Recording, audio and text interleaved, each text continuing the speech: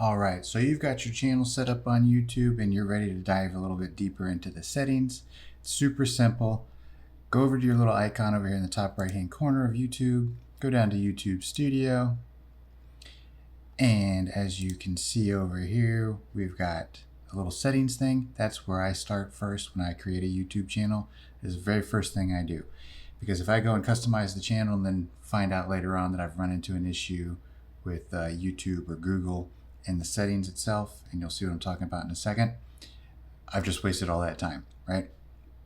So go to your settings here. General, obviously, you're going to see what you have to work with. I'm in the United States, so that's set to USD. I'm going to go to channel, and this is where the things start getting interesting, right? So obviously your country of residence really matters. Make sure it's in the country that you're in, because you'll start getting monetized in the future, hopefully, and that can cause some conflicts if you are saying that your channel's in a different location than where you really are, because you may lose out on that monetization opportunity. So right off the bat, make sure you're in a country that is acceptable for monetization. So your keywords, right? You want to make sure that you've got keywords for your channel. Now, personally, I haven't really discovered that keywords make a difference for discovering my channel, specifically on YouTube. However, this is part of Google's ecosystem, and I have discovered that my channel page actually pops up on Google search results using some keywords. So keep that in mind. Now, that's for your basic information. Advanced settings is where it starts getting a little more interesting, right? So if you're not doing a dedicated kids channel, and I'm not even going to go into that because there's so many different legal protection acts and stuff that are involved with setting up a kids channel. Mine is defaulted to no. This is not made for kids. I do not have kids in my videos as far as like entertainment and all that kind of stuff is concerned. If you have a Google Ads account, you're probably not watching this video. But if you did have an ads account set up for Google, this is where you could link that account so that you could run ads on your channel and all that. Automatic captions. I do not do inappropriate words in my videos for the most part, at least not on certain educational channels. So I have this checked, right? Disable interest-based ads. That means they collect your information. I have that disabled. On this particular channel, I don't have allow viewers to clip my content. That means they can go through and edit and pick out certain pieces of my content to repurpose for whatever they see fit. I do not have third-party training either. I don't want AI models using any of my materials to train their models. And this is very controversial. I leave it unchecked. Now is where we're getting into feature eligibility. This is what I was talking about earlier when I said I didn't want to go create a channel and get it all looking pretty and then have an issue here making sure that I was eligible for items. Because I have run into issues in the past, specifically for the intermittent and advanced features, right? So you get the standard features pretty much right off the bat. So it is enabled. To get the intermittent features, which allows you to go beyond certain lengths of your videos. So here it says videos over 15 minutes. A lot of my videos on my previous channels can go 15, 25 minutes for in-depth, like educational videos. And so you have to have a phone number that you can access to verify you are legit, you're not a spam account, right? So you've got to have a phone number. The problem I ran into was that phone number can only be used on, I believe at the time, and it may still be the case, 2 accounts per year. And as you can see, I have multiple accounts. I've got 6 other YouTube channels, and I was trying to make, I believe it was a 3rd account that was just kind of fun and creative, which ultimately led to this project. But I had to use a separate phone number to be able to verify that. And there's a workaround on that. No, you cannot go to these fake phone number creator generator websites and use it. It doesn't work, right?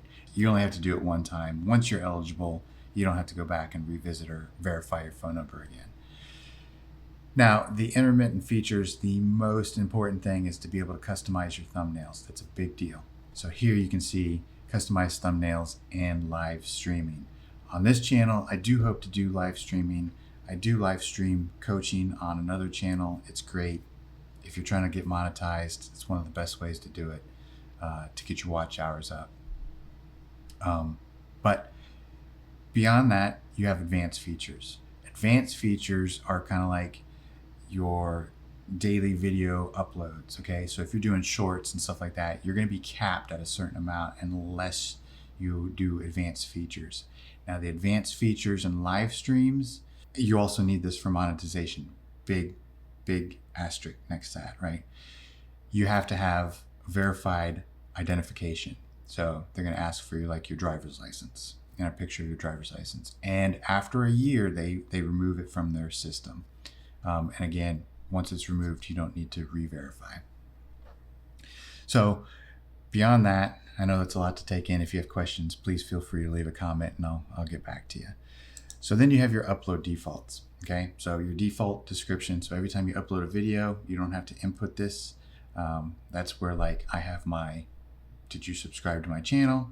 Which, by the way, if you haven't, please do. I've got my subscription link. Here's my basic, here's my story. Here's my social media links, which I just added Blue Sky down there. So make sure you follow me on Blue Sky. Follow us everywhere. And a couple of hashtags, right? So hashtags are a little tricky. Don't put in hashtags specific to the video here in your defaults. I don't even use hashtags in my videos with the exception of these. And what these are basically quick links. And I want these hashtags to be related to me and me only, because if you were to click on one of these hashtags in the video, it's only going to show you my products or my videos or my content. Whereas if you put in fishing lures, hashtag fishing lures, and you click on fishing lures, it's going to show you every video that's related to fishing lures or channel related to fishing lures. So I only use hashtags as a brand awareness opportunity. I'm not going to put in, hashtags for the videos. I always put in hashtags related to me, my brand, my channel, me only. So CBCK creative, right?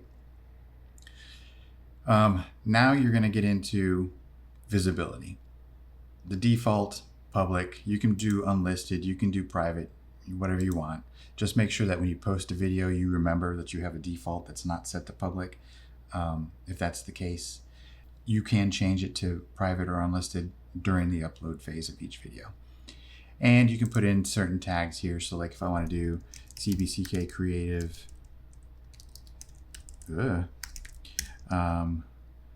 CBCK creative, and I can hit save and it'll automatically put these tags into every video I upload at a minimum.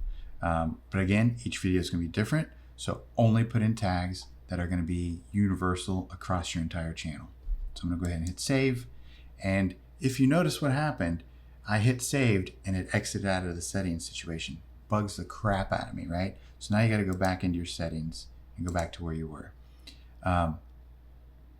You don't have to hit save right away. You can do all of your settings, but sometimes I have a tendency to forget. So I try and save along the way. Under advanced settings, you're going to see that you have automatic chapters. You can leave that on if you want. Technically, again, everything that you're doing here for the upload defaults, you can specifically tune in per video. So by default, I just have all this stuff checked. Here, you're going to have your category. This is kind of important. I do people and blogs because my particular content does not fall in a specific category. I don't really want to do education because it kind of ties you into a specific upload situation where it's asking you what the content is and all that kind of stuff. You can play around with this, but it really doesn't matter. Ultimately, it's a video level platform and not so much a channel level platform. So down for comments, obviously I have comments on. I have my moderation set at strict. You can have none, where it's like no holds barred in your comments, but I do find that there are a lot of trolls out there that just come through and do bot responses, so I have it at strict. And you can turn off your likes for your videos. It's a vanity metric. I just leave it on just because that's kind of the norm. Permissions, you have your permissions for your owners and your managers of your page. Community moderation, same thing. Comments, strict. Basic moderation for live chats, So as you can see here, there's a blocked words section. This blocked words means particular words you don't want in your comments ever. So it automatically flags those and holds the comments from being posted. And then again, down here, you can prevent URLs and hashtags from being put in comments as well. So under creator demographics, this is relatively new. You can take the survey to answer their questions. It's about, obviously, inclusivity. And then agreements, there's, you agree to the terms of YouTube. All right, so now we can go into customization. Real briefly, I'm going to show you what this looks like. And we can go into these a little bit later on in separate videos. So here you have your banner image. It gives you a size, and you can use Canva or something to create that, which, by the way, if you need a template, I will be putting that in my next video coming up pretty soon. And again, here's your photo, your graphic for your channel. This is basically all that customization for your channel. You can add pronouns if you want. Here's your handle that you created. Here's a channel description. You can add different languages. You can put in all of your links related to your brand or your identity. And as a matter of fact, let's go ahead and add a link because we just got a new social media. So we'll do that. I'll bump this up. Boom. So as you can see, I made a change. The little publish button over here lit up. So that tells me I need to publish before I leave this page. Email and a video watermark. You can put a little logo or something down here, and it'll always come up on the bottom right-hand side of the screen for your videos. A lot of people put a little subscribe reminder there. And if we go up here to the home tab, real quickly, you can see there's a different layout you can set up for your YouTube channel. The YouTube channel itself is for when people come to your channel, they can see this particular layout. It's not really for you, it's for your viewers. So go ahead and set that up accordingly. And as you get more live streams and stuff, you might want to add live streams, and you can drag and drop these wherever you want them to be. I don't do a lot of shorts videos, so shorts are at the bottom. I leave the For You at the top because that's what's recommended for the viewer when they come to the channel.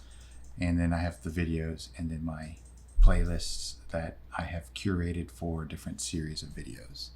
And that's really all there is to it. So you want to make any changes, do so, and then make sure you hit the publish button here. And then as you can see at the bottom here, everything's been published and you're ready to go.